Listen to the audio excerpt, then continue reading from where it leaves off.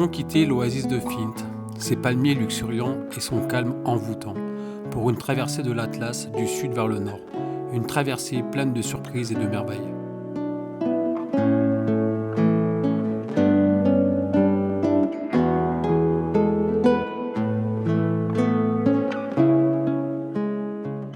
Mais l'aventure ne faisait que commencer.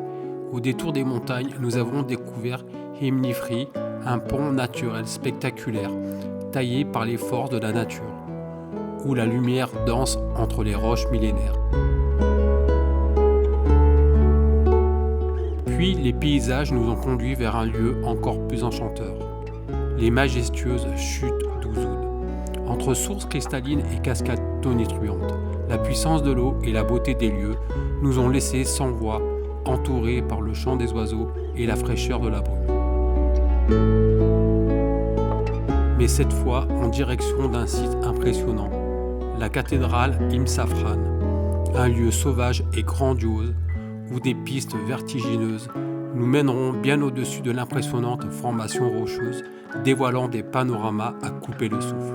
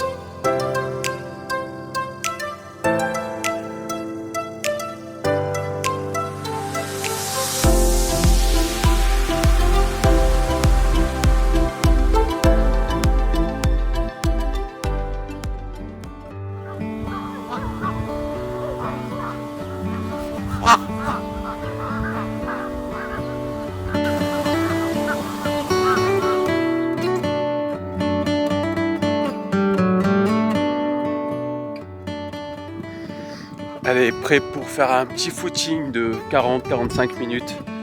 Parce que franchement, courir ici c'est assez idyllique. Même si aujourd'hui il fait quand même relativement froid. Il va faire 12 degrés.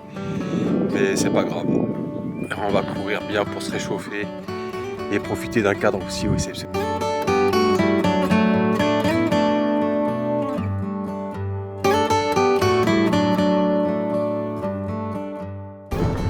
Allez, on va se promener autour du lac, malgré cette petite pluie fine.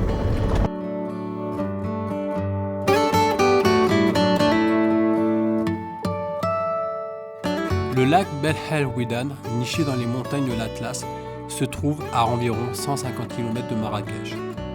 Ce lac artificiel offre des vues spectaculaires sur les montagnes environnantes. Situé sur le versant nord de l'Atlas, l'environnement dégage une impression unique de détachement où règne une ambiance incroyable, sereine et paisible. Les montagnes composent un patchwork fascinant de couleurs pourpres, mêlées à des teintes de vert formant un tableau vivant digne des plus grands peintres.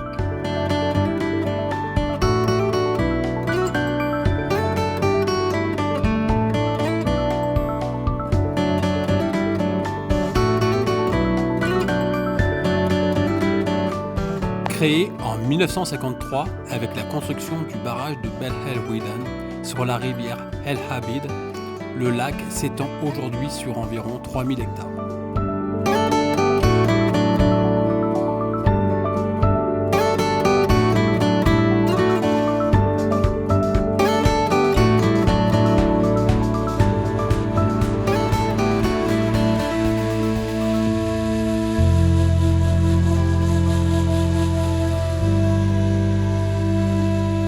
J'avais entendu parler d'un site incroyable dans la région, la majestueuse cathédrale Imsafran. Il n'en fallait pas plus pour éveiller ma curiosité. Nous nous sommes dirigés vers le sud-ouest, en direction de Haït Mazig, sans nous douter de ce que nous allions découvrir. Et là, quelle surprise! Cette partie de l'Atlas est encore plus impressionnante. Un véritable festival de couleurs. Rien de comparable au versant sud des montagnes.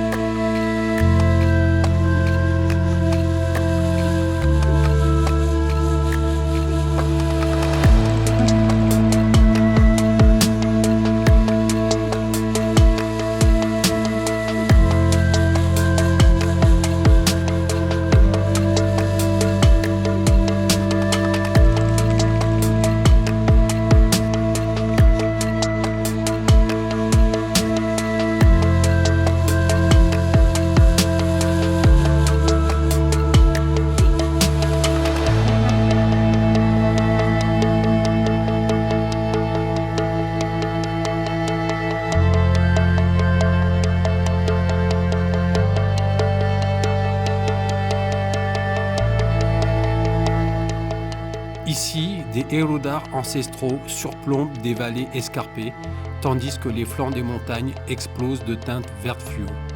Ce spectacle visuel saisissant m'a littéralement enchanté.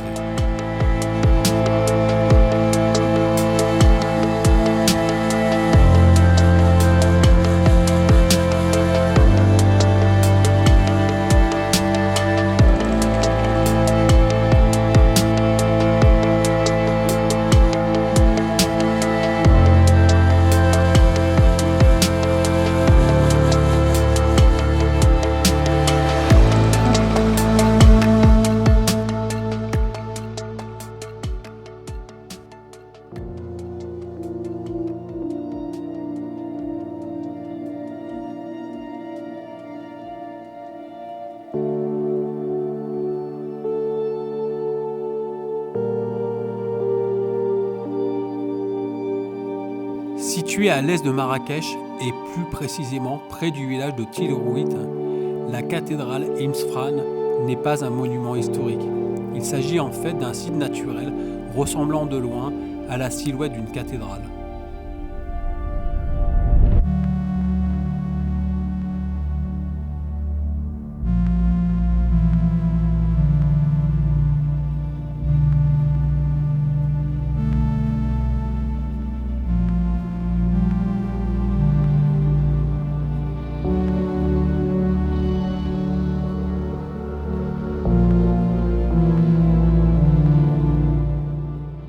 Route, hein. On n'est pas arrivé à cette allure, hein, mon Dieu. Ouais.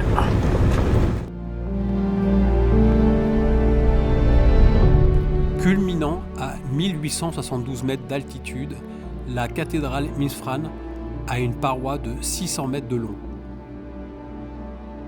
L'endroit attire évidemment les randonneurs amateurs qui souhaitent admirer le panorama au pied de la cathédrale, mais aussi les randonneurs expérimentés qui font le chemin jusqu'au sommet. À gauche. Ouais, à gauche. Un peu d'angoisse là, parce que franchement, waouh. On a 40 km à faire, mais on n'est pas arrivé. Hein. On n'est pas arrivé, 40 km. Hein. Bon, bah là, on vient de passer le site de la cathédrale, qui est absolument grandiose. Mais notre méconnaissance du Maroc nous fait comprendre que maintenant, je crois qu'on est engagé sur 30 km de piste. Oui, 30 km de piste dans la montagne pour arriver sur un endroit, on ne sait pas du tout à quoi ça va ressembler. Jamais j'aurais pensé qu'on serait sur un endroit sans route, ou alors même de la piste pendant 2-3 km, mais là, c'est pas 2-3 km visiblement, on est au milieu de rien du tout. Et apparemment c'est que de la piste pendant des kilomètres là, et je pense qu'on va pas la quitter.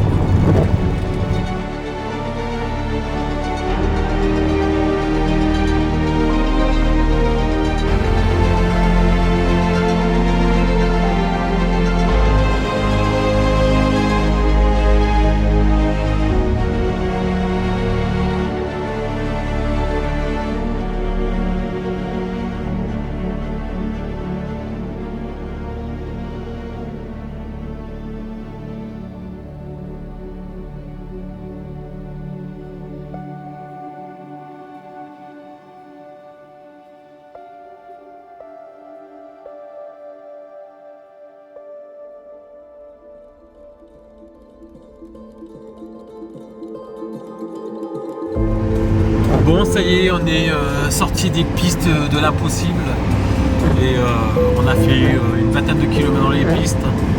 On est arrivé à un squat, pas de réseau quasiment, donc on est vite reparti. Bon, il est déjà assez avancé dans l'après-midi. On est reparti sur un autre point, mais maintenant on est dans les brouillards, dans le nuage, et maintenant bah, il neige. Voilà, c'est la totale.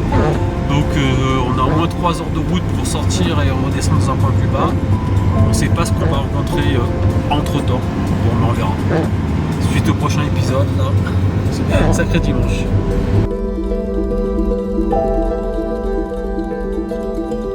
Bon, au final, on aura fait une jolie boucle.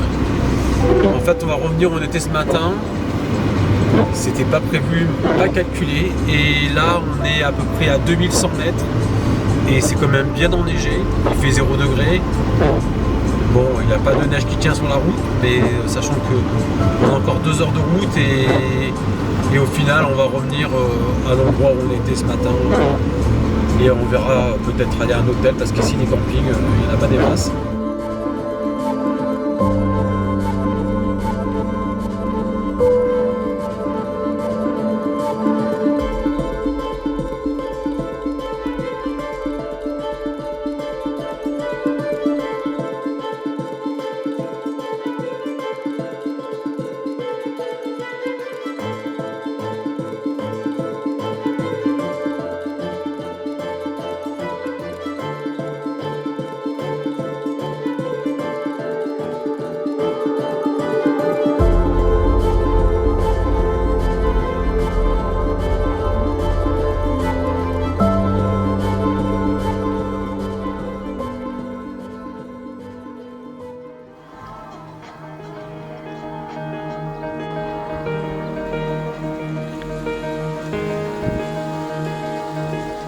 La traversée par les pistes s'est révélée périlleuse.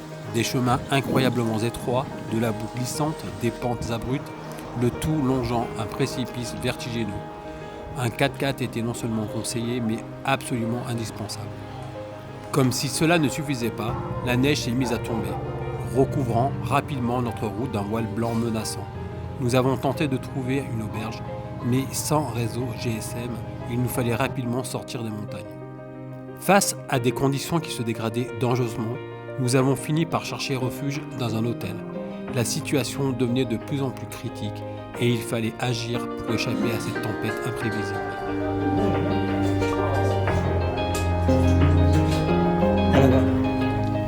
Tu veux qui c'est nos... Trop beau.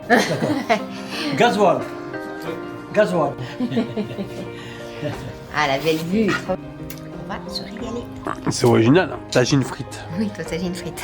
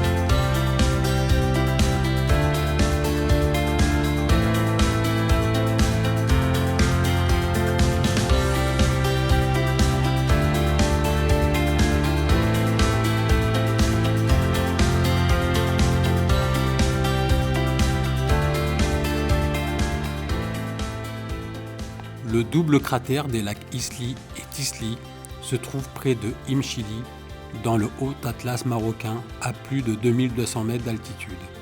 Une légende raconte l'histoire tragique de Tislit, des Haït Yaza, et Isly, des Haït Brahim, deux amants dont l'amour pur était interdit par leur famille rivale. Ne pouvant supporter d'être séparés, ils s'enfuirent pour pleurer leur chagrin sur une montagne. Leurs larmes intarissables formèrent les lacs d'Isly et de Tisly, où ils finirent par se noyer. Bouleversés, leurs tribus permirent ensuite aux jeunes de choisir librement leur partenaire en hommage à cet amour perdu. Ouais, ça y est, on est arrivé. Alors les paysages pour monter jusqu'ici étaient incroyables. Parmi les plus beaux qu'on ait croisés jusqu'à présent. On retrouve des montagnes bien enneigées. Et il va faire bien froid ce soir pour dormir.